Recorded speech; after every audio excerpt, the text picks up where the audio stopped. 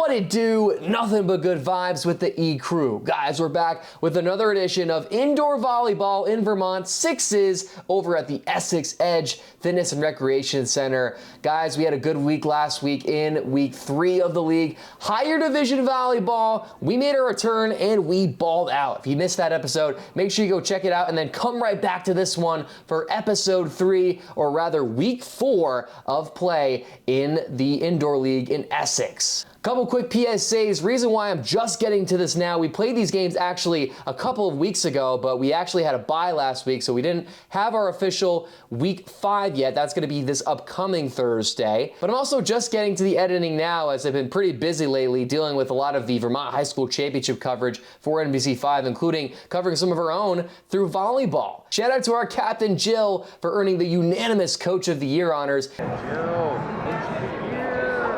And of course, congratulations to our stud Cohen, not only becoming the Vermont Gatorade Player of the Year, but also winning a state championship for the Essex Hornets. Cohen Giles was an absolute problem. Take a look at that play. What appears to be a kill is ruled by the officials as an attack error against Giles. He doesn't like it. Let's take another look, and you can see why he was frustrated. It did deflect off the Cougar block, so like Michael Jordan once said, Giles took it personally. Very next play gets another 2 kill.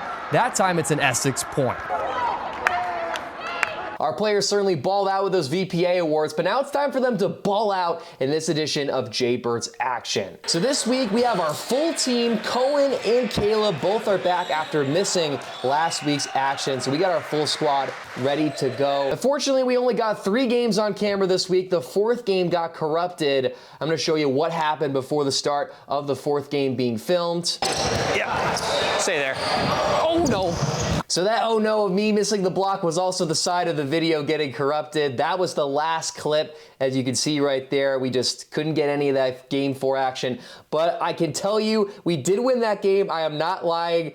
Check the facts in the comments, people. Please let the viewers know if you were at that game that we did win that game. So we're starting off the night 1-0 for the Jberts. Good start. Technically, it was the last game, but we're going to save the first game for last because that one was a tight competitive battle, and you will see why. So we're going to skip ahead to game 2 against the top team in the league. Those Ducks, they're back at it again. They're quacking. They're ready to go. Let's take those highlights for you.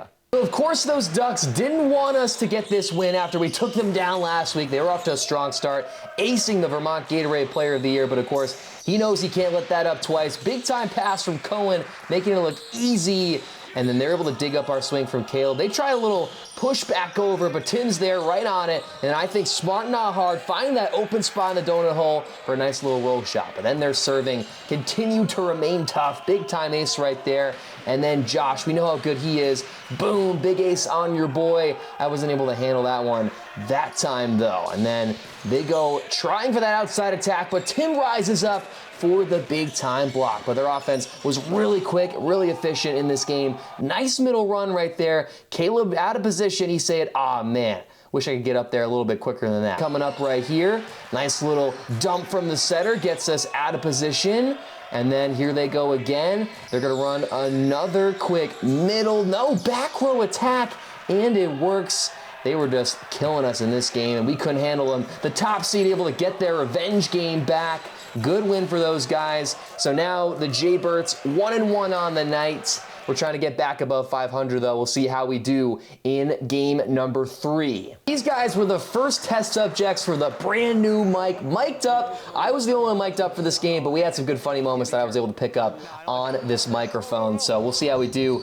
We'll call this guy Fundamentals because he was old school, but doing some good things right there. Gets that nice back row kill, and then Joe Wager rising up in the front row for a middle attack. I'm trying to put one down right here. Get down. Sadly, that ball didn't get down. 3, roll. We're trying to get our defense going now. Here comes their big swinger. Caleb had a block touch, tried to raise it up, but they're saying it was a carry. It was a carry, but Caleb's still trying to explain his case anyway. Hey, I didn't carry, I undercarried. John must have not liked that undercarry statement because he gets a big time block against Caleb the very next play, and they go back to him on the outside. What a swing around my block on the line. That was deadly, but we got a deadly player of our own, and that's Cohen. Boom, get a block on that man. That's barbecue chicken otherwise, and then he's rolling. Next play, another kill. Nice.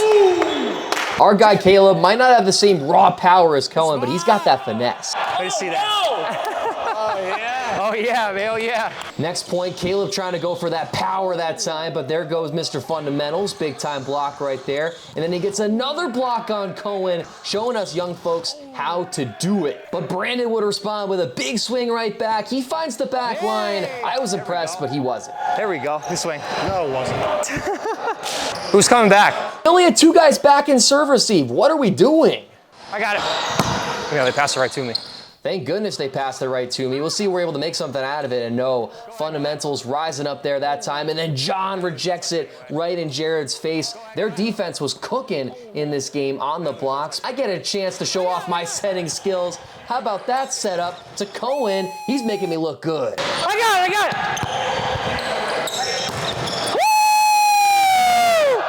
Woo! You made me look good, bro. I'm not going to say ever again after that. But once again, their offense was too much to handle. Nice pass from Joe, and that sets up Fundamentals again with a big swing right in my face. That's the final. They're able to take this one. That's our second loss of the night, so now we fall to 1-2. We got to bounce back. Got to try to get to 500, but we'll take those highlights from that first game, which was a very competitive back-and-forth battle to see if we can do just that.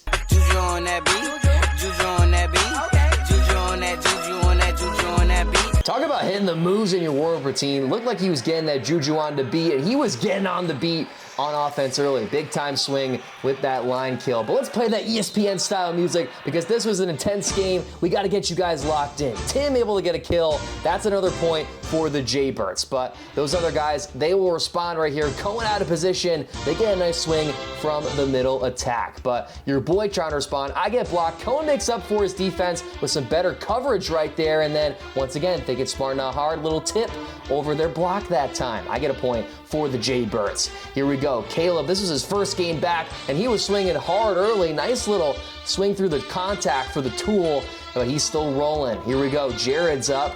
That gets passed, but an overpass leads to another Caleb kill. He's cooking already. Here we go. And then we get another block touch from Brandon. Our defense was locked in this game, and then Brandon finding an open spot on the court. Cohen loving it. He's hyping us up. Let's go. Here we go now. We're still cooking. They're trying to make something happen, but Caleb's up there. Big swing. I see that out. We are rolling. Our offense is dialed in. Caleb even showing us some setting. I'm able to take one of those and rip it for a big kill. And then Tim is going to go back to our offensive star in this game. Caleb, he rips one from the middle. We are cooking, guys. But they were able to respond with a couple of kills of their own on the outside. A little finesse right there for that tip for them. But then here we go. Jared able to pass that one up. Tim goes to the right side. Back to your boy. And I have my biggest swing of the season right there.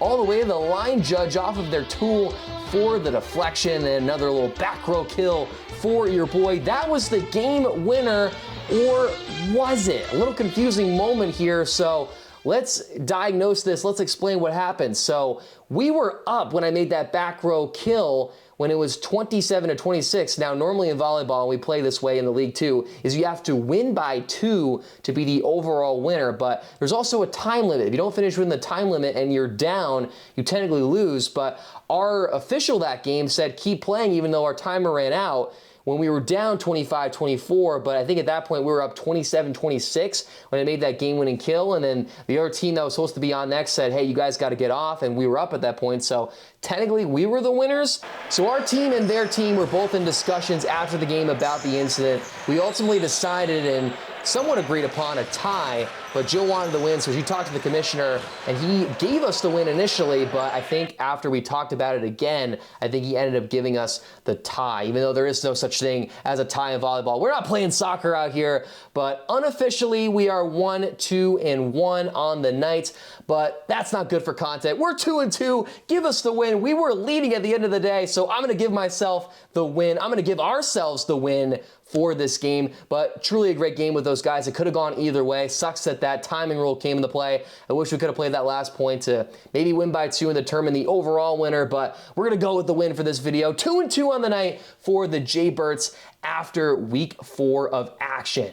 Of course, as I said earlier, week 5 is coming right up next. This is going to be filmed a couple of days before the Thursday games. Should be up on Tuesday at this point. I think it's going to be up on Tuesday. Well, maybe you're seeing it on Tuesday at this point. But anyway, this is going to be before week 5 of action. So we're excited about that. We're excited to get back on the court with our squad and make sure we can get a couple more wins on the board. Of course, another big thing coming up, shout out Haikyu. We got a tournament coming up this week. We're trying to defend our tournament title from last True to Form tournament. This one isn't for money though, it's for a Beekmantown girls volleyball fundraiser. So of course, we're happy to support the cause through Haikyu, but we're also looking to get another win together out there on the court. But that's gonna do it for this video. Thank you guys so much for watching. If you liked it, please like the video, subscribe if you're new. And as always, this is EricTTB and we're tuning out. See you next time. Peace.